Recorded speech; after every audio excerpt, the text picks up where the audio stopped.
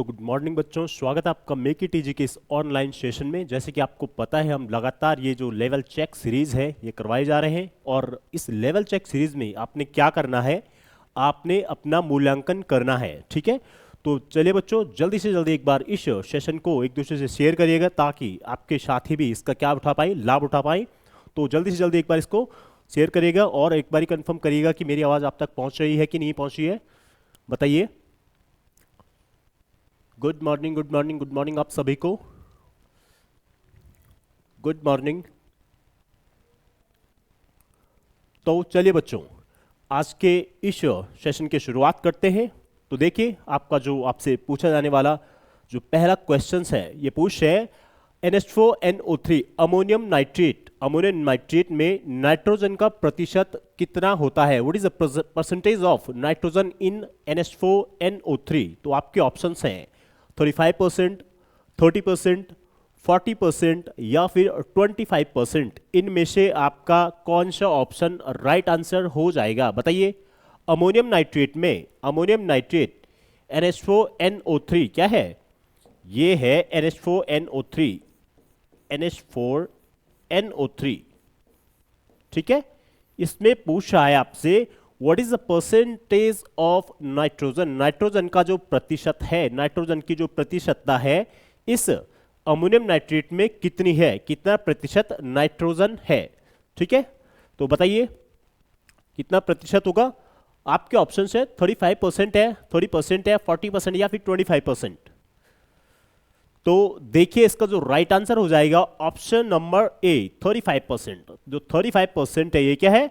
Ammonium nitrate में, ammonium nitrate में जो नाइट्रोजन का प्रतिशत है, नाइट्रोजन के जो परसेंटेज है वो कितना होगा, हो जाएगा 35% हो जाएगा। ठीक है, आपसे बेसिकली पूछा जाता है अमोनियम नाइट्रेट में, अभी यहाँ पे क्या दिया है, यहाँ पे फॉर्मूला दिया है, लेकिन आपको इसका फॉर्मूला आना चाहिए। इसको क्या कहते हैं? Ammonium nitrate. ठीक है, अगला क्वेश्चन देखिए, आपसे पूछ रहा है which of the following compounds has the largest number of atoms? निम्न में से किस कंपाउंड, मतलब यौगिक में सबसे अधिक परमाणु होते हैं? कितने होते हैं? जो नंबर ऑफ एटम्स आपसे पूछे, नंबर ऑफ एटम्स, बार बार ये सवाल आपसे पूछा जाता है, नंबर ऑफ एटम्स।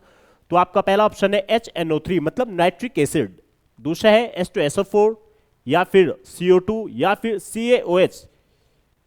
बताइए किस में नंबर ऑफ एटम, आपको नंबर ऑफ एटम क्या होने चाहिए, काउंट करने आने चाहिए। ठीक है, तो देखिए आपसे पूछ रहे हैं HNO3, इसमें देखिए HNO3 की अगर हम बात करें तो नंबर ऑफ एटम कितने हैं इसमें?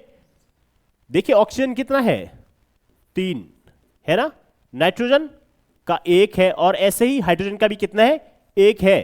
तो ये टोटल कितना हो जाएगा, 3 और 2 5, 3 1 4 हो जाएगा, +1 = 5। ठीक है, ऐसी अगर H2SO4, दूसरा क्या है H2SO4, तो इसमें कितने हैं?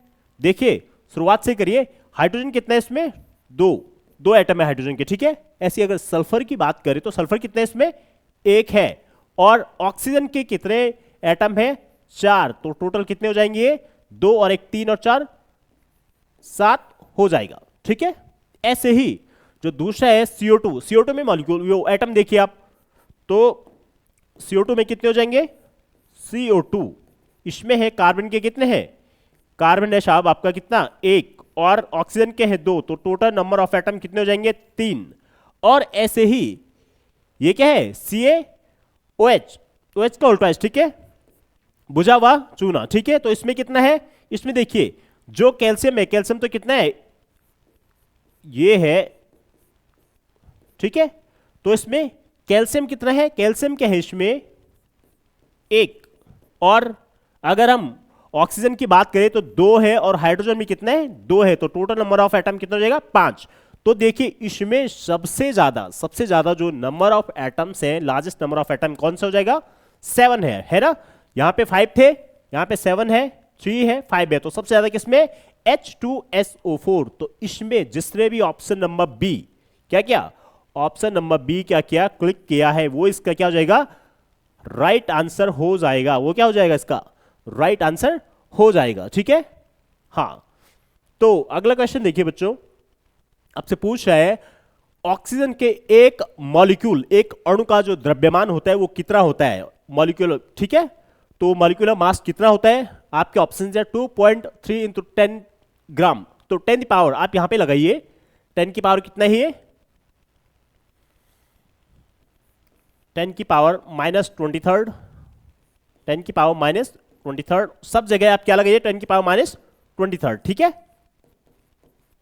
तो आपसे पूछा है कि the number of the mass of one molecule of oxygen is कितना होगा, 2.3 इंटू 10 की पावर 23 ग्राम, या फिर ऑप्शन बी है आपका 3.3 इंटू 10 की पावर -23, या फिर 4.3 इंटू 10 की पावर कितना -23 ग्राम, या फिर 5.3 इंटू 10 की पावर -23 ग्राम। इनमें से कौन सा ऑप्शन राइट हो जाएगा, बताइए। ऑक्सीजन के एक अणु का, ऑक्सीजन के एक मॉलिक्यूल का बता रहे हैं क्या है, मॉलिक्यूल, उसका जो मास कितना होगा, तो बताइए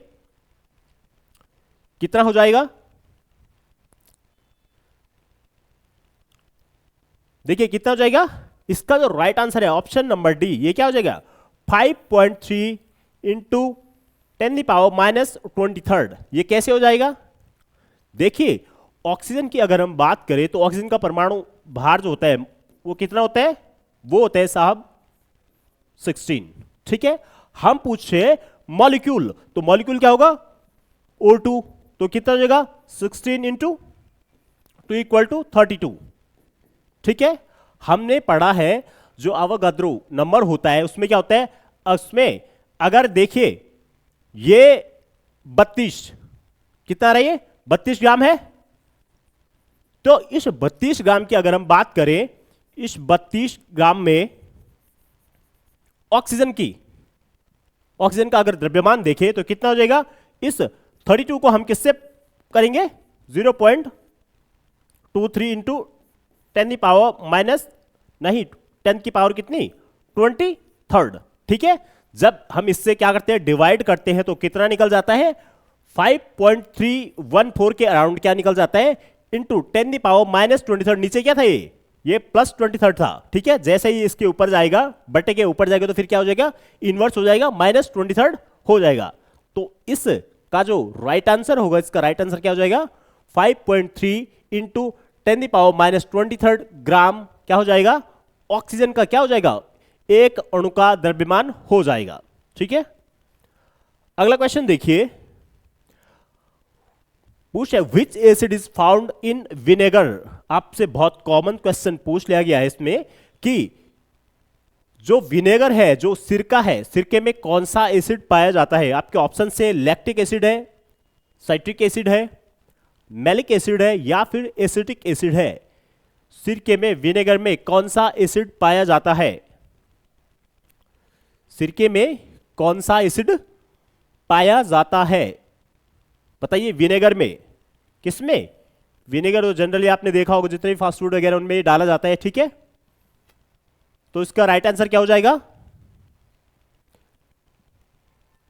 इसका जो राइट आंसर हो जाएगा वो होगा एसिटिक एसिड। क्या हो जाएगा एसिटिक एसिड, CH3COOH, ठीक है। ये क्या हो जाएगा एसिटिक एसिड हो जाएगा। यहां पे देखिए पहला ऑप्शन आपसे पूछ रहा है लैक्टिक एसिड। अगर लैक्टिक एसिड की बात करें तो ये कब होता है, मेनली कब मिलता है, दूध में। दूध से जब क्या बनता है दही बनता है, तो उसमें क्या होता है किण्वन की क्रिया होती है, ठीक है। उसमें क्या मिलता है,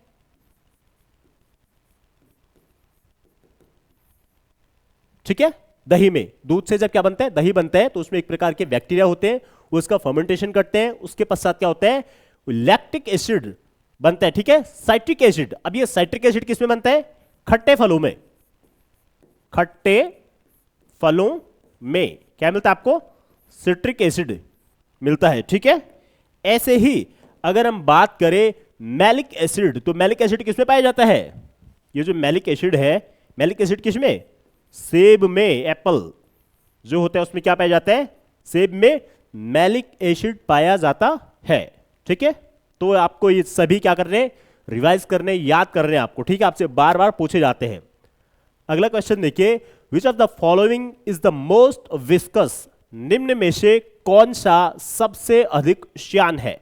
ठीक है, श्यान मतलब गाढ़ा, जिसको हम अगर नॉर्मल भाषा में कहें तो गाढ़ा मतलब जिसमें क्या होती है, जो देखिए आपके ऑप्शंस है, एल्कोहल है, वाटर है, शहद मतलब हनी है, या फिर गैसोलीन। श्यानता, श्यानता क्या होती है, देखिए जब कोई लिक्विड क्या होता है बहता है तो वो किसमें बहता है, लेयर वाइज बहता है। ठीक है, एक लेयर से जब बहता है तो जो दूसरी उसके अपोजिट तो दूसरी लेयर होगी, उस जो बहने के गुण को क्या क्या करती है, उसको उसका विरोध करती है। ठीक है, उसके अगेंस्ट चलती है। तो ये पूछ है इनमें से कौन सा सबसे अधिक श्यान मतलब विस्कस होगा, बताइए कौन सा सबसे अधिक विस्कस मतलब श्यान होगा। तो इसका जो राइट आंसर होगा ये क्या हो जाएगा, शहद मतलब हनी। ये क्या हो जाएगा, ये इससे गाढ़ा द्रव है, किससे, इन सभी से दिए गए ऑप्शन में से। ठीक है, एल्कोहल मतलब ये क्या होता है, ये लिक्विड फेज में होता है। ऐसे ही वाटर की बात भी करें, ये भी क्या होता है, लिक्विड फेज में होता है। गैसोलीन, गैसोलीन को क्या कहते हैं, पेट्रोल। गैसोलीन का जो दूसरा नाम है उसे क्या है, पेट्रोल कहेंगे। ठीक है, इसका भी क्या होता है, ये भी बहुत लिक्विड होता है ना, डाइल्यूट टाइप में होता है।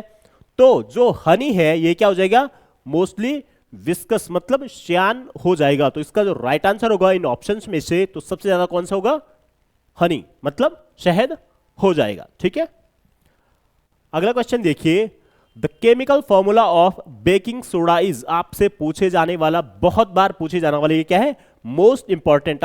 आप इसको IMP इंपॉर्टेंट करिएगा। ठीक है, ये आपसे बहुत बार पूछे जाते हैं। तो आपका ऑप्शन है CaOH का ट्वाइस, या फिर NaHCO3 सोडियम बाइकार्बोनेट, या फिर CaCO3 कैल्शियम कार्बोनेट, या फिर Na2CO3 सोडियम कार्बोनेट। इनमें से कौन सा बेकिंग सोडा मतलब खाने वाला सोडे की बात कर रहे हैं। ठीक है, बेकिंग सोडा में क्या किया जाता है, इसका रासायनिक सूत्र क्या होता है, इसका बेकिंग सोडे का, बेकिंग सोडा जो होता है उसका क्या होता है, केमिकल फॉर्मूला क्या होता है, बताइए। इसका जो राइट आंसर हो जाएगा क्या हो जाएगा, NaHCO3 sodium bicarbonate. Sodium bicarbonate ये क्या है, खाने का सोडा। बेकिंग सोडा मतलब खाने का सोडा। ठीक है, खाने का सोडा। देखिए एक है यहां पे दे रखा Na2CO3 सोडियम कार्बोनेट, तो ये क्या है, ये धावन सोडा। धावन सोडा इसको कहा जाता है। ठीक है, कैल्शियम कार्बोनेट CaCO3 ये क्या होता है, चूने के पत्थर। जो चूने के पत्थर होते हैं उनमें कैल्शियम कार्बोनेट पाया जाता है, चूने के पत्थर। ठीक है, ये है बुझा हुआ चूना। अगला क्वेश्चन देखिए, आपसे ये जो बेकिंग सोडा और धावन सोडा ये दोनों आपसे बहुत बार पूछे गए हैं। ठीक है, तो आपने इनको क्लियर करना है, एक दूसरे में क्या करना है, भेद करके इनको याद कर दीजिएगा। अगला क्वेश्चन देखिए, पूछ है where an alkali metal react with water which gas is produced. जब एक क्षार धातु जल से अभिक्रिया करती है तो कौन सी गैस उत्पन्न होती है। आपके ऑप्शंस हैं हाइड्रोजन, ऑक्सीजन, हाइड्रोजन पेरोक्साइड, या फिर ओजोन। इनमें से कौन सी गैस उत्पन्न होती है जब कोई क्या एल्कली जो मेटल होता है वो जल के साथ क्या करता है, अभिक्रिया करता है। तो बताइए, जब एक क्षार धातु जल से अभिक्रिया करती है, किससे, जल से, वाटर से क्या करती है, अभिक्रिया करती है, तो कौन सी गैस उत्पन्न होती है। जब एक क्षार धातु जल से अभिक्रिया करती है, क्या करती है, एल्कली मेटल किससे रिएक्ट कर रहे हैं, वाटर से। किससे, वाटर से रिएक्ट करता है तो कौन सी गैस उत्पन्न होती है। तो ऑप्शन ए, जिसने भी इसका ऑप्शन ए क्या दिया, ये इसका राइट आंसर हो जाएगा। क्या हो जाएगा, राइट आंसर हो जाएगा। देखिए एल्कली मेटल ये कहां की तरफ रहते हैं, जो पीरियोडिक टेबल होती है उसके लेफ्ट हैंड साइड। ठीक है, तो उसमें जो ग्रुप 1 में आते हैं, ठीक है, वो एल्कली मेटल है। अगर मैं सोडियम की बात करूं तो ये किस में आता है, ग्रुप 1 में आता है। ठीक है, तो ऐसे ही H2O के साथ अगर ये क्या करते हैं, रिएक्शन करता है तो फिर क्या देता है, तो देता है ये हमें NaOH सोडियम हाइड्रोक्साइड, और क्या H2 गैस, हाइड्रोजन गैस क्या हो जाती है यहां पे, रिलीज हो जाती है। हाइड्रोजन गैस क्या हो जाती है, रिलीज हो जाती है। ठीक है, ये एक प्रकार का क्या बनाते हैं, बेस बनाएगा, और यहां पे ये क्या होता है, हाइड्रोजन गैस को क्या कर देते हैं, रिलीज करता है। ठीक है, तो इसका जो राइट आंसर होगा क्या हो जाएगा, हाइड्रोजन गैस। जब जो एल्कली मेटल होते हैं वो जल के साथ क्या करते हैं, रिएक्शन करते हैं, तो वो क्या करते हैं, क्या रिलीज करते हैं, हाइड्रोजन गैस को रिलीज करते हैं। ठीक है, अगला क्वेश्चन देखिए, पूछ है which acid is considered as a basic chemical in the chemical industries. ठीक है, तो रसायन उद्योग में कौन सा तेजाब मूल रासायनिक माना जाता है, तेजाब, तेजाब जो होता है, ठीक है, उसका जो बेस माना जाता है, किसे माना जाता है, तो पहला ऑप्शन आपका CO मतलब कार्बोनेट, ठीक है, कार्बन मोनोऑक्साइड है, और HNO3 मतलब नाइट्रिक एसिड है, H2SO4 मतलब सल्फ्यूरिक एसिड, या फिर HCl, ऑप्शन नंबर डी क्या है, HCl हाइड्रोक्लोरिक एसिड। इनमें से कौन सा रसायन तेजाब के मूल के रूप में, ठीक है, माना जाता है, बताइए।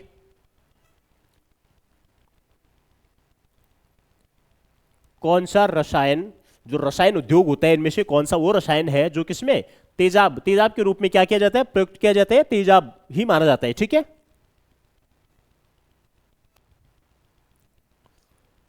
तो देखिए इसमें क्या हो जाएगा, H2SO4 सल्फ्यूरिक एसिड जो है, ये क्या है, सल्फ्यूरिक एसिड, सल्फ्यूरिक एसिड,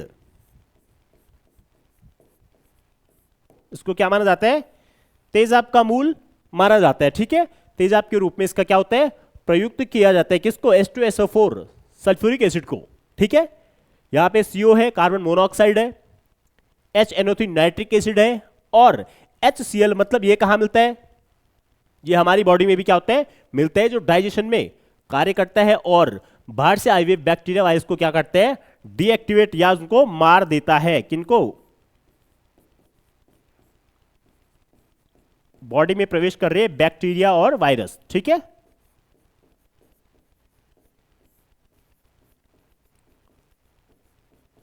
इनको क्या कर देते हैं, डीएक्टिवेट करने का कार्य करता है क्या, HCl। ठीक है, तो तेजाब के लिए जो प्रयुक्त किया जाता है H2SO4 प्रयुक्त किया जाता है सल्फ्यूरिक एसिड। ठीक है, अगला क्वेश्चन देखिए, which acid is found in ant sting, जो चींटी के डंक में कौन सा अम्ल पाया जाता है, किसमें, चींटी के डंक में। तो आपके ऑप्शन है acetic acid, formic acid, ascorbic acid, या फिर साइट्रिक एसिड।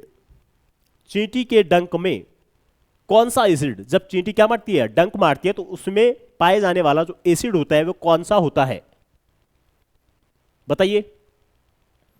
एसिटिक एसिड होगा, फॉर्मिक एसिड होगा, एस्कॉर्बिक एसिड होगा, या फिर सिट्रिक एसिड या साइट्रिक एसिड जिसे हम कहेंगे, कौन सा चींटी के डंक में, आंट स्टिंग, कौन सा एसिड पाया जाता है। तो इसका जो राइट आंसर होगा ऑप्शन नंबर बी, क्या हो जाएगा, जिसने भी ऑप्शन नंबर बी क्या किया है, क्लिक किया है, वो इसका राइट आंसर हो जाएगा। ठीक है, देखिए चींटी के डंक में और हनी बी, ठीक है, मधुमक्खी के डंक में भी क्या मिलता है, फॉर्मिक एसिड, जिसको मेथनोइक एसिड के नाम से भी जाना जाता है। ठीक है, आपके जो अदर ऑप्शन से आपसे पूछ है, एसिटिक एसिड अभी हमने पढ़ा, ये किस में पाया जाता है, विनेगर, या फिर जिसे हम क्या कहते हैं, दूसरा नाम सिरका। ठीक है,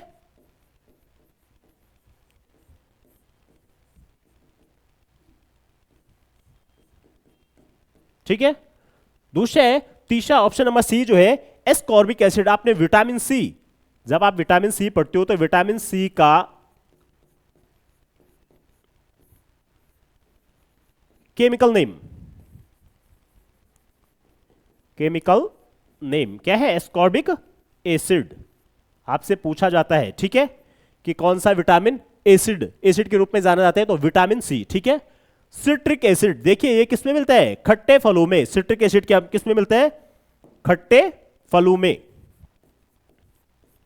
खट्टे फलों में क्या, सिट्रिक एसिड। तो आपने ये सभी देखने हैं। एसिटिक एसिड जो होता है वो किस में मिलता है, विनेगर मिलता है। चींटी के डक में क्या मिलता है, फॉर्मिक एसिड मिलता है। एस्कॉर्बिक एसिड की हमने बात की, विटामिन सी को एस्कॉर्बिक एसिड के नाम से जाना जाता है।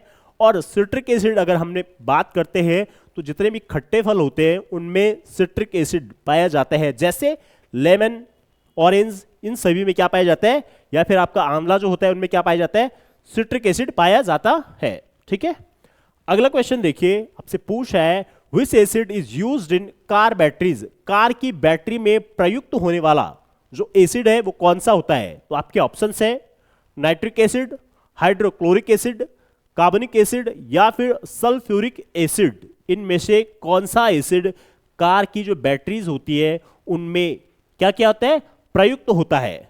बताइए कौन सा एसिड कार की बैटरी में प्रयुक्त होता है। कार की जो बैटरी वगैरह होती है उनमें क्या किया जाता है, इनका प्रयोग किया जाता है। तो कौन से एसिड का प्रयोग किया जाता है,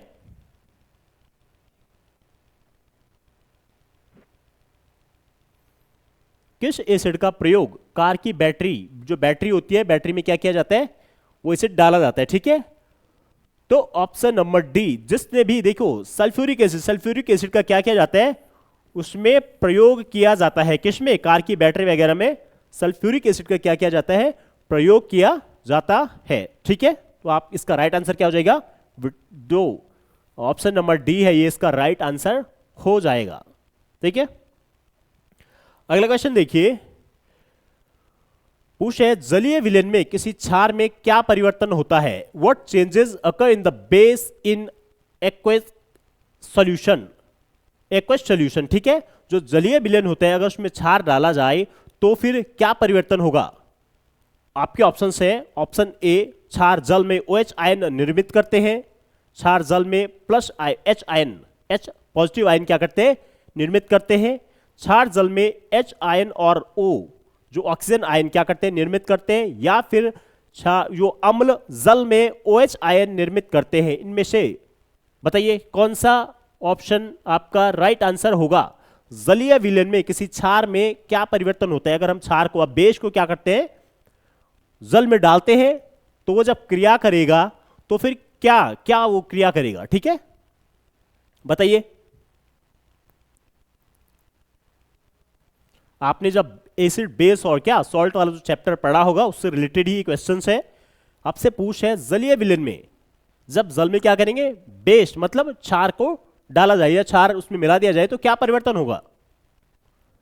देखिए जब भी हम बेस को किसमें, जल में डालते हैं तो वो OH आयन देता है। क्या देता है, OH आयन देता है। ठीक है, तो ऑप्शन नंबर ए क्या होगा, क्षार जल में क्या देता है, OH आयन, OH आयन देता है। जबकि हम एसिड की बात करें तो एसिड क्या करता है, जल के साथ H ion, H positive ion देता है। ठीक है, और बेस क्या होता है, बेस हमेशा क्या देते हैं। देखिए अगर NaOH एक बेस है, इसको मैं किस में डालता हूं, जल में डालता हूं तो ये क्या होता है, Na positive plus OH negative मानव आयन, OH नेगेटिव जो आयन दे रहा है ये क्या है, ये इसकी क्या बताता है, ये क्या एक बेस है। तो बेस जब भी जल में पड़ेगा तो क्या देगा, OH नेगेटिव आयन। ठीक है, तो इसका जो राइट आंसर हो जाएगा वो क्या हो जाएगा, क्षार जल में OH नेगेटिव आयन निर्मित करता है। ठीक है, अगला क्वेश्चन देखिए, so foods are of the following nature, जो स्वाद में खट्टे खाद्य पदार्थों की प्रकृति होती है। तो कैसी होती है उनकी प्रकृति, आपके ऑप्शंस है बेसिक, एल्कलाइन या फिर न्यूट्रल या फिर एसिडिक। स्वाद में खट्टे, अगर कोई पदार्थ क्या है स्वाद में खट्टा है तो उसकी प्रकृति किस तरह की होगी, किस प्रकृति का वो होगा, क्षारीय होगा, क्षारकीय होगा, उदासीन होगा या फिर एसिडिक मतलब अम्लीय होगा। बताइए स्वाद में खट्टे पदार्थ, जो खट्टे खाद्य पदार्थ होते हैं उनकी प्रकृति क्या होती है। स्वाद में खट्टे, देखिए स्वाद में अगर खट्टा है तो वो क्या होगा, एसिडिक होगा, एसिडिक नेचर का होगा। हम जब एसिड बेस को पढ़ते हैं तो एसिडिक क्या होते हैं, जो एसिड होते हैं, टेस्ट इन सोर, क्या होते हैं, खट्टे होते हैं, स्वाद में खट्टा, ठीक है। और हम बेस की अगर बात करें, मतलब क्षार की बात करें, तो क्षार स्वाद में कैसे होते हैं, ये होते हैं बिटर, मतलब कड़वापन, इनमें कड़वापन, ये कड़वे होते हैं, बिटरनेस इन टेस्ट, ठीक है। बिटर, बिटर कौन हो जाएंगे, बेस बिटर हो जाएंगे। एसिड की बात करूं, एसिड कैसे होते हैं, सोर, मतलब खट्टे होते हैं, किसमें, स्वाद में, ठीक है। तो इसमें इसका जो राइट आंसर होगा क्या होगा, ऑप्शन नंबर डी इसका क्या हो जाएगा, राइट आंसर हो जाएगा। अगला क्वेश्चन देखिए, विच of the following is a true characteristic of polar bear, निम्नलिखित में से कौन सा ध्रुवीय भालू का एक सच्चा गुण है या वास्तविक गुण है, ठीक है। आपके ऑप्शन है शाकाहारी, सर्वाहारी, मांसाहारी या फिर धान, बताइए। Which of the following is a true characteristic of a polar bear, herbivores होगा, ओमनीवोरस होगा, कार्निवोरस होगा या फिर ग्रास, मतलब धान, क्या खाएगा वो। जो ध्रुवीय भालू होते हैं, पोलर बियर होते हैं, वो वहां पे किस चीज का सेवन करेगा, क्या खाएगा, बताइए। क्या वो शाकाहारी होगा, क्या वो ओमनिवोरस होगा या फिर कार्निवोरस होगा।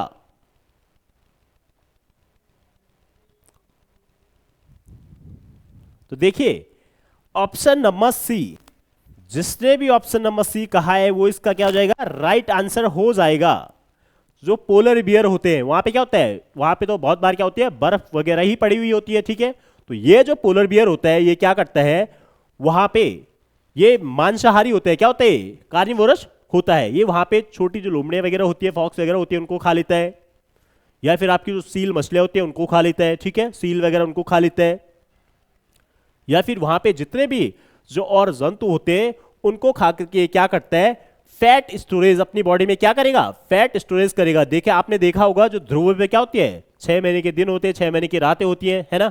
तो वहां पे इसको किसकी जरूरत होती है, फैट की जरूरत होती है। तो ये जो पोलर बियर होते हैं बेसिकली क्या करते हैं, क्या होते हैं, ये मांसाहारी होते हैं, ठीक है। तो इसका जो राइट आंसर हो जाएगा क्या हो जाएगा, ऑप्शन नंबर सी, कार्निवोरस। क्या होते हैं, पोलर बियर क्या होते हैं, कार्निवोरस होते हैं, ठीक है। अगला क्वेश्चन देखिए, ये पूछ है आपसे, धमनीय रक्तचाप मापने वाले उपकरण को क्या कहते हैं। What is the instrument called which major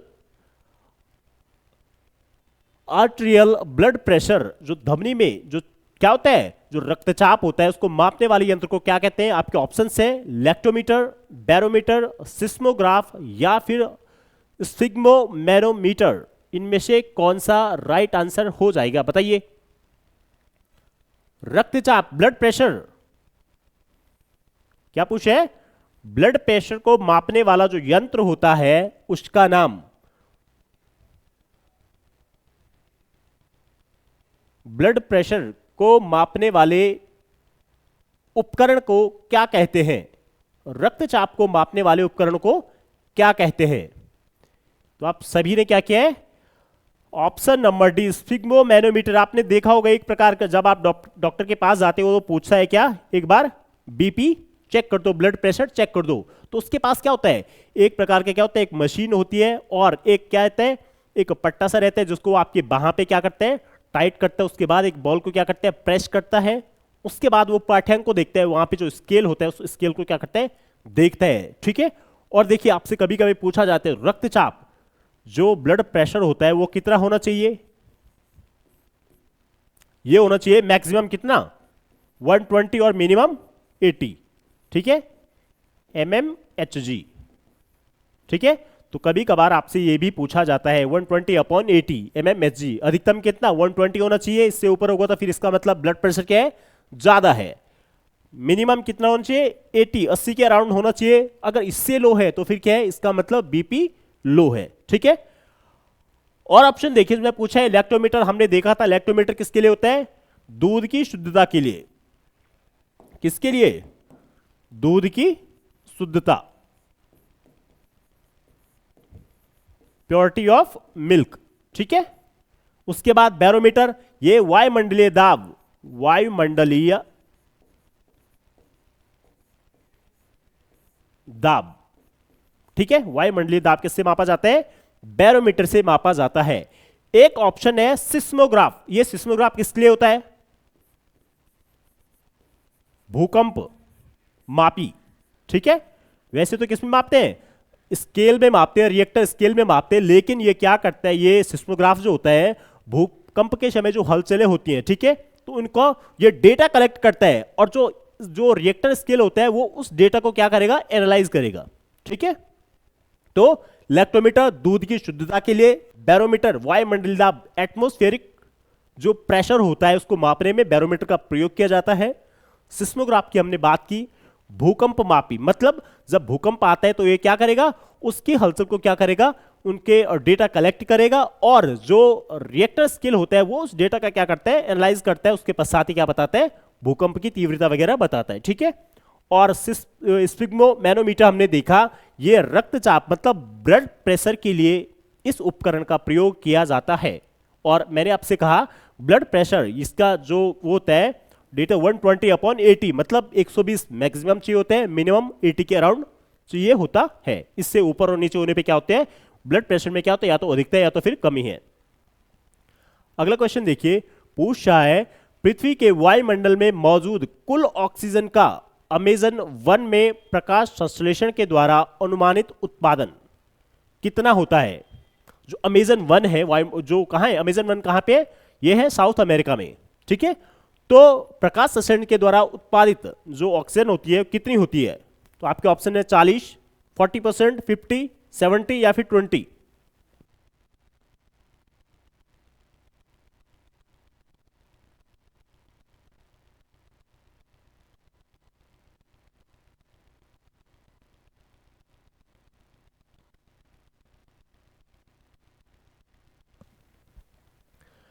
वायुमंडल में जो मौजूद ऑक्सीजन है अमेजन 1, ये क्या है? Amazon forest, the Amazon forest, ठीक है। तो इनके द्वारा जब फोटोसिंथेसिस की प्रक्रिया की जाती है उसमें उत्पादित होने वाली ऑक्सीजन का जो प्रतिशत है, परसेंटेज ऑफ ऑक्सीजन है, वो कितनी उत्पादित होती है? बताइए। 40%, 50%, 70% या फिर 20%? इनमें से कितना प्रतिशत जो ऑक्सीजन है अमेजन वनों के द्वारा प्रकाश संश्लेषण के द्वारा क्या किया जाता है? उत्पादन किया जाता है।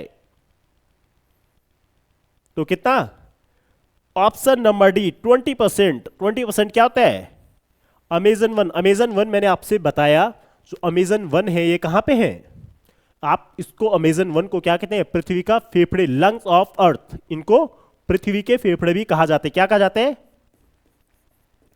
पृथ्वी के फेफड़े। क्यों? क्योंकि यहां पे क्या होता है? ऑक्सीजन का क्या होता है? प्रोडक्शन बहुतायत मात्रा में। लगभग देखिए वायुमंडल में वैसे ऑक्सीजन की अगर मैं बात करूं तो कितनी है? 21% के अराउंड, ठीक है। और अकेले 20% ये अमेजन 1 के द्वारा ही क्या किए जाते हैं? उत्पादित किए जाती है। क्या? ऑक्सीजन, ठीक है। तो ये अमेजन 1 कहां पे? अमेजन 1 है आपके साउथ अमेरिका, दक्षिण अमेरिका में। कहां पे?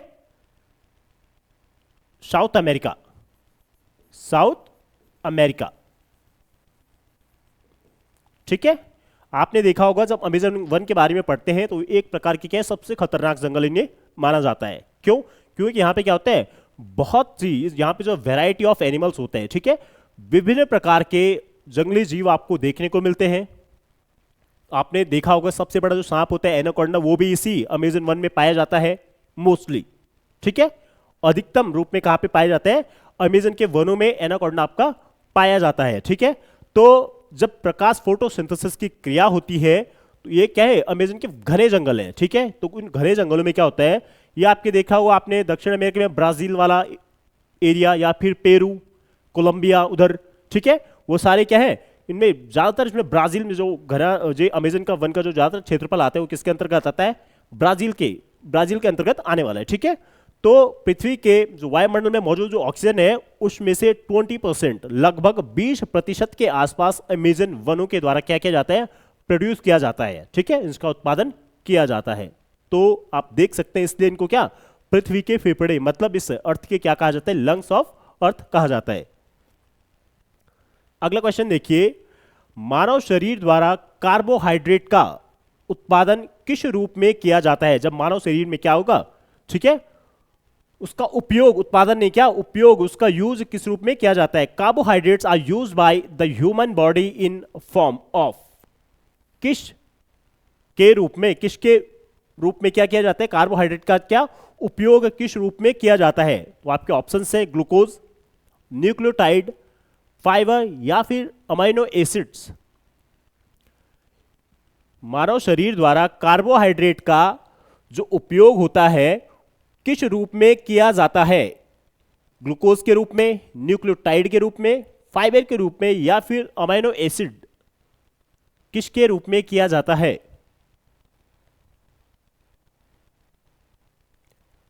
मानव शरीर द्वारा कार्बोहाइड्रेट का उपयोग किस रूप में किया जाता है? ग्लूकोज के फॉर्म में। किस रूप में? ग्लूकोज के फॉर्म में किया जाता है। आपने देखा होगा क्या, जब कार्बोहाइड्रेट को लेते हैं हम तो फिर क्या होता है, सबसे पहले जो पचता है वो कहां पे, आपके ओरल कैविटी में, मुख गुहा में, मुंह गुहा में, ठीक है, मुंह पे क्या होता है, कार्बोहाइड्रेट का डाइजेशन होना शुरू हो जाता है, जिससे वो क्या हो जाता है, टूट के ग्लूकोज में कन्वर्ट हो जाता है। तो हमें किस रूप में प्राप्त होता है, जिससे क्या क्या एनर्जी प्रोवाइड हमें होती है, जिससे हमें एनर्जी मिलती है, रिसीव होती है एनर्जी, किस रूप में, ग्लूकोज के रूप में इसका उपयोग किया जाता है, ठीक है। अगला क्वेश्चन देखिए, विच of the following does not grow in polluted place? निम्न में से कौन प्रदूषित जगह में नहीं उगता है? तो आपके ऑप्शन है स्यूडोमोनास, सेवाल, लाइकेन या फिर जिम्नोस्पर्म। किसका जो उगना होता है, क्या होते हैं ये, कहां पे उगते हैं, कहां पे? तो इनमें से बताइए, इनमें से कौन से प्रदूषित जगह में नहीं उगता है? कौन सा प्रदूषित जगह में नहीं उगता है? पॉल्यूटेड प्लेस पे नहीं उगता है, किस पे? प्रदूषित जगह, अगर उस जगह का क्या है, वहां पे प्रदूषण है एक प्रकार का, तो वहां पे नहीं उगता है, ठीक है। कहां पे नहीं उगता है? प्रदूषित जगह पे। आप इसमें एक शब्द और ऐड करिएगा, वायु प्रदूषित जगह पे। किस पे? वायु प्रदूषित जगह पर, ठीक है, किसमें? वायु प्रदूषित जगह पर नहीं उगता है। बताइए, वायु प्रदूषित जगह पर नहीं उगता है, कौन नहीं उगता है?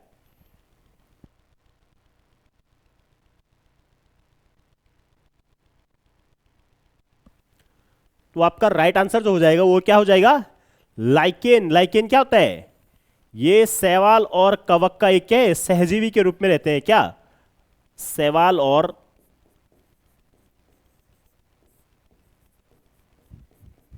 कवक मतलब फंगस।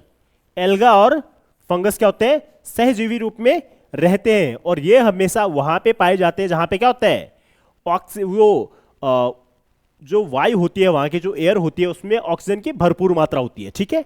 और क्या होती है? वायु क्या नहीं होती है, प्रदूषित नहीं होती है। तो लाइकेन क्या होता है?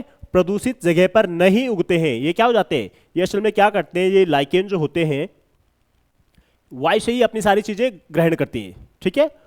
उससे क्या करेंगे, ऑक्सीजन ग्रहण करेंगे, दूसरे अपने खाद्य पदार्थ वगैरह सारी चीजें किससे करते हैं, ये वायु से ही। तो वो क्या होते हैं, जहां पे भी प्रदूषित जगह होगी वहां पे क्या नहीं होते हैं, उगते नहीं हैं, ठीक है। लाइकेन क्या नहीं होता है, वहां पे लाइकेन नहीं उगता है। आपने देखा होगा, बहुत बार देखा होगा, ऐसा पढ़ा होगा कि यहां पे क्या होते हैं, ये वायु प्रदूषित जगह पे नहीं उगते हैं। अगर कहीं की क्या है, वायु अगर वहां पे खराब हो जाती है तो क्या होता है, अगर ये उगे हुए हैं तो ये धीरे धीरे क्या हो जाते हैं, डिकम्पोज हो जाते हैं, ठीक है, टूट जाते हैं, ब्रेकडाउन इनका हो जाता है। अगला क्वेश्चन देखिए, विच of the following disease is not a bacterial disease? इनमें से कौन सा रोग जीवाणुवीय रोग नहीं है? मतलब कौन सी डिजीज बैक्टीरिया से नहीं फैलती है? आपके ऑप्शन है डिप्थीरिया, प्लेग, निमोनिया या फिर डेंगू। कौन सा जो रोग होता है, कौन सी डिजीज होती है जो बैक्टीरिया के द्वारा किससे नहीं फैलती है? बैक्टीरिया से नहीं फैलती है।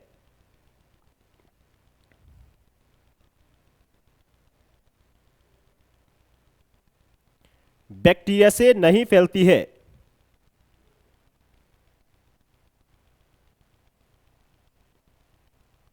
बताइए, बैक्टीरिया से नहीं फैलने वाला रोग जीवाणुवीय, मतलब bacterial disease is not a bacterial disease. तो देखिए ऑप्शन नंबर डी, डेंगू क्या है? एक वायरल डिजीज है। क्या है? वायरल डिजीज है जो किससे फैलता है? एक मच्छर से फैलता है जिसका नाम क्या है? Aedes aegypti.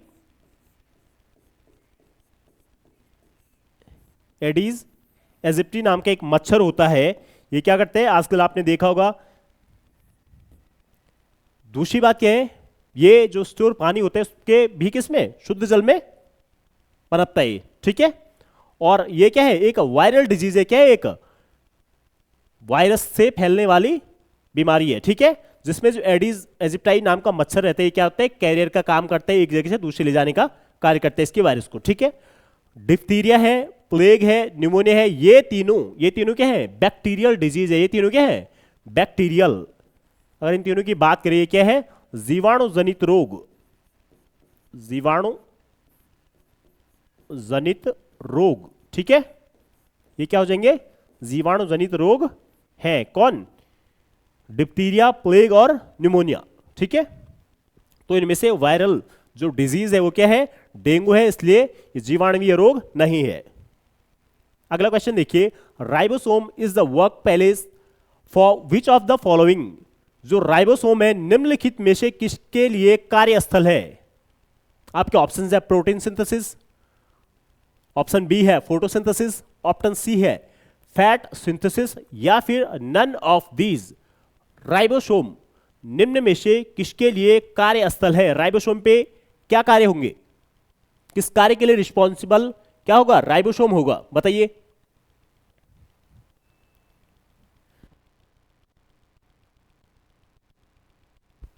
राइबोसोम के लिए, राइबोसोम निम्न में से किसके लिए कार्यस्थल है? राइबोसोम पे क्या क्रियाएं होती हैं, क्या एक्टिविटीज होंगी? तो option number A, protein synthesis का कार्य क्या किस पे होता है? राइबोसोम क्या करता है? प्रोटीन सिंथेसिस का कार्य करता है। यहां पे क्या होगा? इसके लिए किसके लिए कार्यस्थल है? प्रोटीन सिंथेसिस के लिए कार्यस्थल हो जाएगा। फोटोसिंथेसिस की अगर बात करें तो ये कहां पे होता है? ये होता है क्लोरोप्लास्ट। क्लोरोप्लास्ट। ठीक है।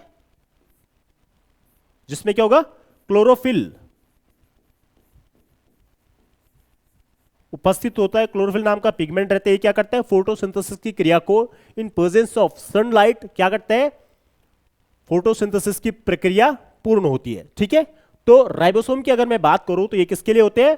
प्रोटीन संश्लेषण के लिए। ठीक है। आपने राइबोसोम याद रखने किसके लिए होते हैं? प्रोटीन संश्लेषण के लिए रिस्पॉन्सिबल।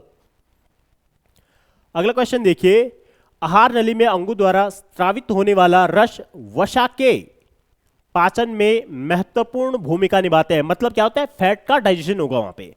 तो आपके ऑप्शन है पेनक्रियाटिक जूस और सलाइवा, ऑप्शन नंबर बी है हाइड्रोक्लोरिक एसिड और क्या होता है? म्यूकस, ऑप्शन नंबर सी है बाइल जूस और पेनक्रियाटिक जूस, या फिर ऑप्शन नंबर डी है सलाइवा और हाइड्रोक्लोरिक एसिड।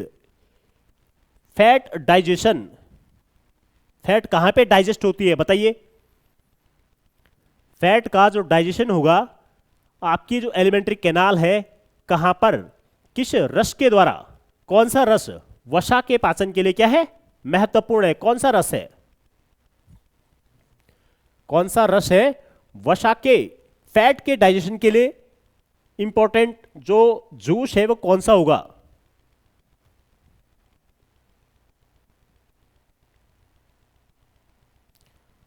देखिए, जब आप डाइजेशन सिस्टम पढ़ते हैं तो उसमें क्या होता है? हमने अभी बात की कार्बोहाइड्रेट डाइजेस्ट होता है कहां पे? हमारे ओरल कैविटी में शुरू होता है ना। ऑरल कैविटी में क्या रहेगा, सलाइवा रहेगी, तो सलाइवा से क्या होगा, इसमें क्या होगा, टाइलिन नाम का क्या होता है, एंजाइम होता है, वो क्या करता है, तो जो सलाइवा में किसका होता है, कार्बोहाइड्रेट का होता है, कार्बोहाइड्रेट, ठीक है। अब देखिए आप इसको एलिमिनेट कैसे करेंगे, सलाइवा यहां पे है, अदर ऑप्शन कहां पे है, सलाइवा, सलाइवा यहां पे भी है, इन दोनों में तो बिल्कुल भी नहीं होगा, ठीक है। हाइड्रोक्लोरिक एसिड है, हाइड्रोक्लोरिक एसिड करता क्या काम है, ये क्या करेगा, बेसिक नेचर को क्या करेगा, उसको जब अधिक बेसिक नेचर हो जाता है तो हाइड्रोक्लोरिक एसिड आकर के क्या करता है, उसको न्यूट्रल करने की कोशिश करता है, और बैक्टीरिया और आपके क्या जितने भी बाहर से आए हुए क्या होते हैं, वायरस वगैरह होते हैं, उनको डीएक्टिवेट करने का कार्य करता है। तो जो फैट का डाइजेशन होगा वो कहां पे होगा, बाइल जूस और पेनक्रियाटिक जूस में। ऑप्शन नंबर सी जो है क्या है, बाइल जूस और पेनक्रियाटिक जो जूस होता है, अग्नाशयी जो रस होता है, इसमें क्या होता है, फैट को डाइजेस्ट करने वाले एंजाइम होते हैं, ठीक है। तो इसका राइट आंसर क्या हो जाएगा, बाइल जूस और पेनक्रियाटिक जूस। इसमें क्या होता है, ये किसमें महत्वपूर्ण भूमिका निभाते हैं, फैट को डाइजेस्ट करने में। अगला क्वेश्चन देखिए, which creature breathes through the skin, कौन सा जीव त्वचा से सांस लेता है, ठीक है, फिश, अर्थवर्म, मंकी या फिर ह्यूमन, कौन सा जीव त्वचा से क्या लेते हैं, सांस लेता है, बताइए। स्किन से क्या करेगा, उसकी जो रेस्पिरेशन सिस्टम होगा वो किससे होगा, स्किन से। तो ऑप्शन नंबर बी क्या हो जाएगा, जो अर्थवर्म है ये क्या करते हैं, त्वचा से, स्किन से क्या करते हैं, इसकी जो ब्रीथिंग सिस्टम होता है यही जो स्किन से क्या करते हैं, सांस लेता है, ठीक है। बाकी देखिए अगर गिल्स फिश की बात करो, फिश से जो मछली होती है किससे कर लेती है, गिल्स, गलफड़े जो होते हैं, क्लोम जो होते हैं, ठीक है। बंदर, और अगर ह्यूमन की बात करो मैं, इनसे किससे ये लेते हैं, लंग्स, जो आपके फेफड़े होते हैं, ठीक है, किससे, फेफड़ों से। तो स्किन से कौन लेगा, जो आपका अर्थवर्म होता है, केंचुआ होता है, वो क्या करता है, स्किन से क्या करेगा, सांस लेता है, ठीक है। अगला क्वेश्चन देखिए, विच of the following aquatic animals does not have gills, निम्न में से किस जीव के पास, किस जलीय जंतु में गलफड़े नहीं होते हैं। आपके ऑप्शंस हैं ऑक्टोपस, स्क्विड, क्लाउनफिश या फिर व्हेल, बताइए। गिल्स नहीं होंगे,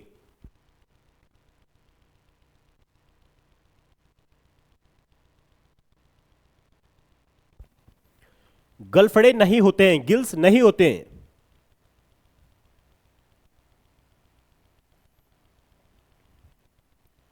गिल्स नहीं होते, किस जलीय जंतु में गिल्स नहीं होते हैं, गलफड़े नहीं होते हैं, बताइए। Option number D whale, whale में क्या नहीं होते हैं, व्हेल, शार्क। देखिए इसमें बहुत बड़ा क्या है, लॉजिक है। अगर हम व्हेल की बात करें तो ये एक मैमल्स है, ये क्या है, ये मछली नहीं है, ठीक है, स्तनधारी है, क्या है, व्हेल हो गया, डॉल्फिन हो गया, ये क्या है, आपकी स्तनधारी है, जो क्या करते हैं, ठीक है, दुग्धपान करवाते हैं अपने बच्चों को, ठीक है। ऐसे ही ये स्तनधारी है। और जो ऑक्टोपस होता है इसमें भी किस क्या होते हैं, गिल्स होते हैं। देखते ये स्क्विड होता है, इसमें भी गिल्स होते हैं। और क्लाउनफिश ये छोटी मछली होती है, ये कलरफुल मछली होती है, ठीक है। इसके बाहर से क्या होता है, एक प्रकार की कोटिंग रहती है, जो ये क्या करते हैं, किसी के डंक से बचने के लिए भी उसका यूज करती है, ठीक है, कलरफुल रहती है। इसमें भी क्या होते हैं, गिल्स होते हैं। केवल जो व्हेल है, व्हेल में क्या नहीं होते हैं, इसमें आपने देखा होगा, बहुत सारी वीडियोस आपने देखी होंगी, तो ये क्या करते हैं, सांस वगैरह लेती है तो इसके जो ऊपर जो नेजल कैविटी होती है उसमें क्या होता है, एक प्रकार का होल होता है, जो क्या होता है, ऊपर के लिए पानी फेंकता है, ठीक है। तो व्हेल क्या है, इसमें गिल्स नहीं होते हैं। अगर आपसे पूछा जाए इनमें से कौन सी मछली नहीं है, अगर आपके वहां पे केवल व्हेल लिखा है तो व्हेल क्या होगी, मछली नहीं है। व्हेल शार्क अगर लिखा हुआ है तो व्हेल शार्क क्या हो जाएगी, मछली होगी, ठीक है। व्हेल क्या एक स्तनधारी मेमल्स है, ये फिश नहीं है। अगला क्वेश्चन देखिए, विच of the following helps in blood clotting, इनमें से क्या रक्त स्कंदन में सहायक है। Vitamin A, vitamin D, vitamin के या फिर फॉलिक एसिड, इनमें से कौन सा विटामिन रक्त स्पंदन के लिए, मतलब ब्लड कोगुलेशन, ब्लड क्लॉटिंग के लिए रिस्पॉन्सिबल है, उसमें सहायक है, हेल्पिंग है?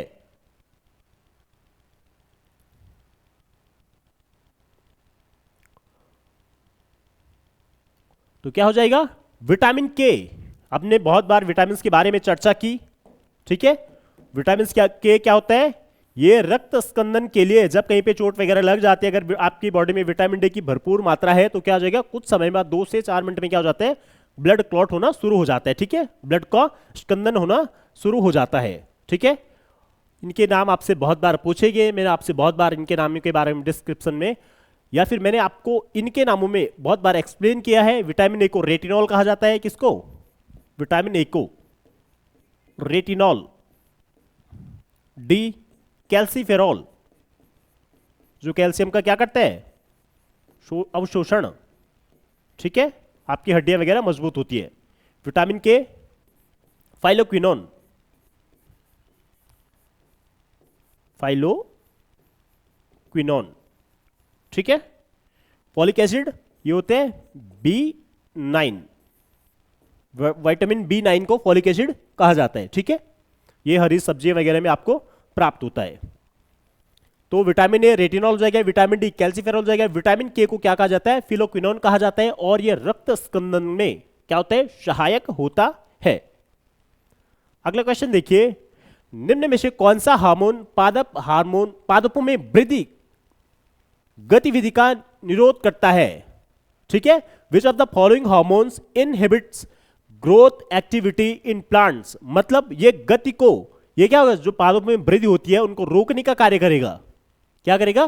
पादपों में होने वाले विकास और उनकी वृद्धि जो होती है, उनकी ग्रोथ जो होती है, उनको रोकने का कार्य करता है, ठीक है।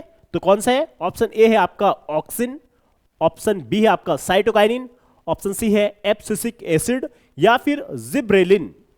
कौन सा पादप हार्मोन क्या करते हैं, वृद्धि की जो गतिविधि होती है उसको रोकता है? बताइए, कौन सा पादप हार्मोन क्या करते हैं, प्लांट की जो वृद्धि होती है उसको रोकने का कार्य करता है?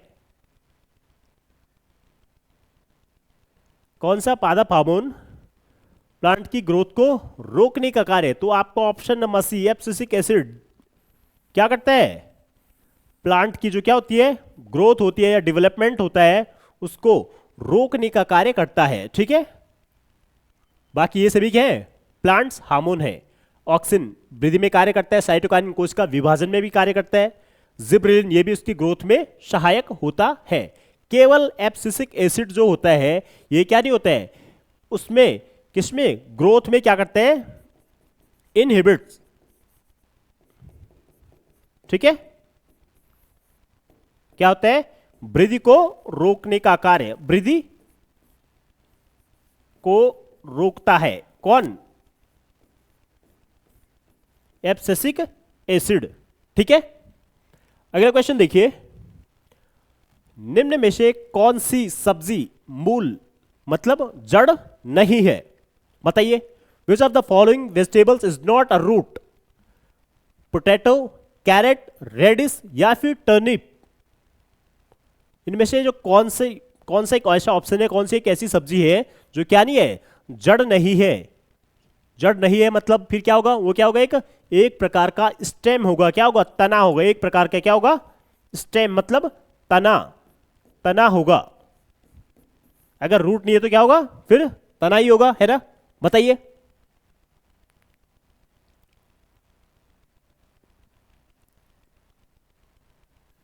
तो कौन सा नहीं होगा? ऑप्शन नंबर ए जो आलू है ये अंडरग्राउंड स्टेम है, क्या है, एक प्रकार का अंडरग्राउंड भूमिगत तना है, क्या है, भूमिगत तना है। बाकी कैरेट हो गया, रेडिश हो गया या फिर सलजम टर्निप हो गया, ये सभी क्या है, जड़ें हैं, ये क्या है, ऑल आर रूट्स, ठीक है। पोटैटो क्या है, एक प्रकार का अंडरग्राउंड स्टेम, भूमिगत तना, क्या है, भूमिगत तना, अंडरग्राउंड स्टेम। जैसे और आपका हल्दी हो गया, अदरक वगैरह हो गया, ठीक है। ये भी तने ही है। इसके ऑप्शंस, पादप कोशिका किसकी उपस्थिति के कारण जंतु कोशिका से अलग होती है? बताइए, पादप कोशिका किसकी उपस्थिति के कारण जंतु कोशिका से अलग होती है? आपके ऑप्शंस इसमें थोड़ा मिसिंग है। अच्छा चलिए, ऑप्शन क्या है, इधर उधर हो के। ऑप्शन ए है क्लोरोप्लास्ट, ऑप्शन बी है सेल वॉल, ऑप्शन सी है सेल मेम्ब्रेन, या फिर ऑप्शन डी है न्यूक्लियस। बताइए, ये है ऑप्शन बी, ये ऑप्शन डी और ऑप्शन सी यहां पे आ जाएगा। ठीक है, ये है आपका ऑप्शन सी। बताइए, पादप कोशिका जंतु कोशिका से किस प्रकार से क्या होती है? भिन्न होती है। ठीक है, इनमें अलग हम कैसे कहेंगे? ये प्लांट सेल है और ये क्या है? एनिमल सेल है। किस तरह से कहेंगे बताइए? क्लोरोप्लास्ट के कारण, कोशिका भित्ति के कारण, कोशिका झिल्ली के कारण, या फिर केंद्रक? बताइए। देखिए, सेल वॉल, कोशिका भित्ति, जो एनिमल सेल होती है, एनिमल सेल में हमेशा सेल वॉल पाई जाएगी। नहीं, हमेशा क्या पाई जाएगी? एनिमल सेल होते हैं, सेल वॉल एब्सेंट रहती है, तो इसमें जो प्राइमरी मेम्ब्रेन होगी वो क्या होगी? सेल मेम्ब्रेन होती है। ठीक है, प्लाज्मा मेम्ब्रेन होती है। सेल, जो एनिमल सेल होती है, इसमें क्या रहते हैं? एब्सेंट। जो सेल वॉल एब्सेंट रहेगी, एब्सेंट किसमें? एनिमल सेल में हमेशा क्या होती है? जो सेल वॉल होती है, कोशिका भित्ति होती है, ये क्या रहती है? अनुपस्थित होती है। किसमें? एनिमल सेल में। ठीक है, तो किसमें पाई जाएगी? प्लांट सेल में। असल में इसका जो फॉर्मेशन होता है, जो सेल वॉल, जो कोशिका भित्ति बनती है, किससे बनती है? सेल्यूलोज में। और सेल्यूलोज से बनी होती है। सेल्यूलोज किसमें पाया जाता है? प्लांट्स वगैरह में पाया जाता है। ठीक है, तो जो जंतु कोशिका और पादप कोशिका में अगर विभेद की बात करें, अगर इनका डिफरेंस करें, ठीक है, तो कोशिका भित्ति जो सेल वॉल होती है, क्या होती है? इसकी आउटर मोस्ट लेयर होती है। किसकी? प्लांट सेल की। तो प्लांट सेल में क्या पाई जाती है? कोशिका भित्ति पाई जाती है, जबकि एनिमल सेल में कोशिका भित्ति क्या रहती है? एब्सेंट। क्या रहती है? एब्सेंट रहेगी। ठीक है, अपनी ध्यान रखने, एनिमल सेल में सेल वॉल नहीं होती है, और जो सेल वॉल होती है वो किससे बनती है? सेलुलोज से बनती है। किसमें पाई जाती है? प्लांट सेल में सेल वॉल पाई जाती है। अगला क्वेश्चन देखिए, डीएनए में पाई जाने वाली शर्करा है। The sugar found in DNA. Option A है फ्रक्टोज, ऑप्शन बी है ग्लूकोज, ऑप्शन सी है राइबोज, या फिर ऑप्शन डी है डीऑक्सीराइबोज। बताइए, डीएनए, डीएनए, डीएनए में पाई जाने वाली शर्करा का नाम बताइए। फ्रक्टोज है, ग्लूकोज है, राइबोज है, या फिर डीऑक्सी राइबोज? बताइए। तो डीएनए का जो फुल फॉर्म होता है क्या होता है? Deoxy ribo nucleic acid, nucleic acid. ठीक है,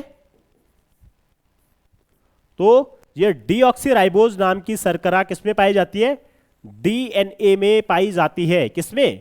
डीएनए में पाई जाने वाली जो शर्करा होती है, एक प्रकार की क्या है? ये पेंटोज शर्करा है, डीऑक्सीराइबोज। ठीक है, कौन सी शर्करा पाई जाती है? डीऑक्सीराइबोज शर्करा पाई जाती है। जो राइबोज शर्करा होती है, वो राइबोज शर्करा किसमें मिलती है आपको? वो मिलती है आपको किसमें? आरएनए में। किसमें? आरएनए। आरएनए में क्या मिलती है? राइबोज नाम की शर्करा पाई जाती है। फ्रक्टोज होता है, तो फ्रक्टोज क्या होता है? ये फलों के फ्रूट शर्करा, फ्रूट शुगर। ठीक है, किसमें पाई जाती है? फ्रूट्स में पाई जाती है।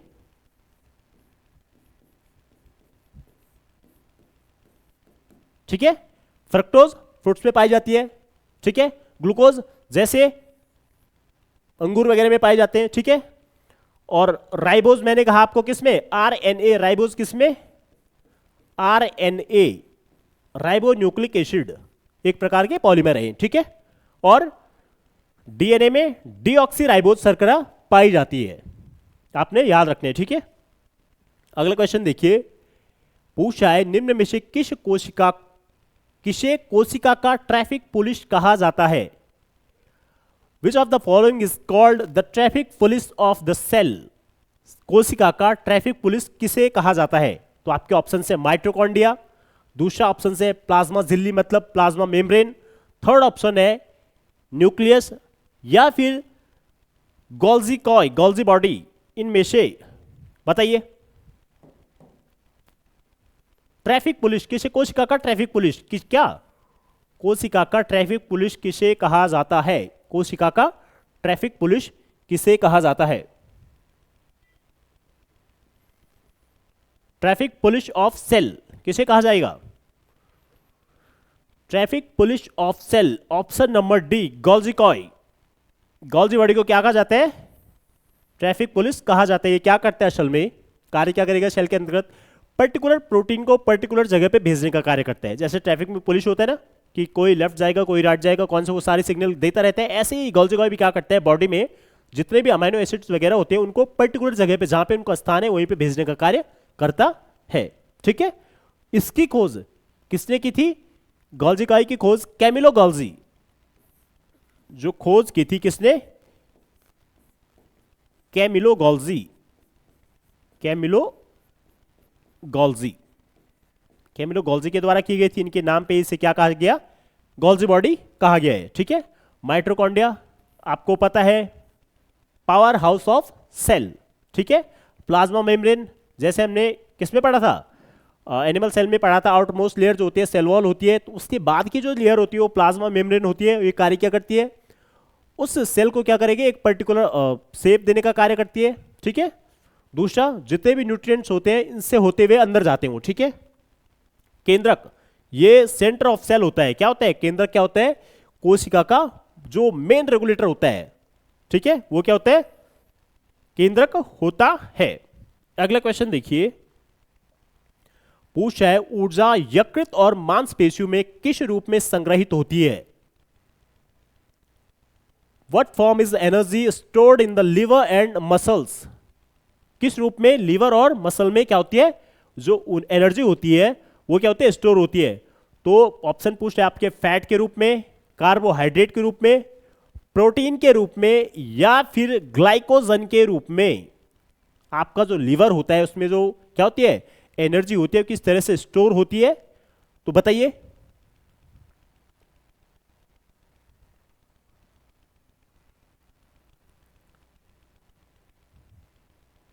किस तरह से, किस रूप में लीवर और मसल्स में क्या होती है? ऊर्जा संग्रहित होती है। तो किस रूप में होती है? ग्लाइकोजन के रूप में। लीवर में किस रूप में होती है? जो कार्बोहाइड्रेट होता है वो किस में कन्वर्ट हो जाता है? ग्लाइकोजन के रूप में कन्वर्ट हो जाता है। और फिर क्या होता है? ग्लूकोज से क्या बनते हैं? ग्लूकोज से, अगर आपकी बॉडी में ग्लूकोज अधिक है तो किस में कन्वर्ट होगा? लीवर में ग्लाइकोजन। ठीक है, ग्लाइकोजन के रूप में स्टोर होता है। ठीक है, तो देखिए बच्चों, ये आज हमने कुछ क्वेश्चंस के बारे में बातें की। ठीक है, आज के इस सेशन का ये अंतिम क्वेश्चन था। ऐसे ही हम क्या करेंगे, आपसे ये जो लेवल चेक सीरीज है इसको बराबर करते रहते हैं। ठीक है, आपको अपना मूल्यांकन करना है, आपकी पढ़ाई किस तरह से चल रही है, आपको हर एक चीज रिवाइज करके पढ़नी है। ठीक है, आपको स्मार्टली क्या करना है, आपके जो एग्जाम के अकॉर्डिंग क्या करना है, आपको पढ़ाई करनी है, बार बार रिवाइज करिएगा और अपनी पढ़ाई को नियमित करते रहिएगा। ये क्या है, यही क्या है, बस आपकी जो सफलता में जो सबसे मेन इंपॉर्टेंट जो रोल होगा, वो पढ़ने का जो डिसिप्लिन आपने जिस तरह से बना रखा है वही क्या होता है, सबसे मुख्य भूमिका निभाता है। तो ठीक है बच्चों, आज के इस सेशन को यहीं पे क्या करते हैं, समाप्त करते हैं। फिर कल मिले एक नई क्लास के साथ, नए क्वेश्चंस के साथ। ठीक है, तो तब तक के लिए धन्यवाद।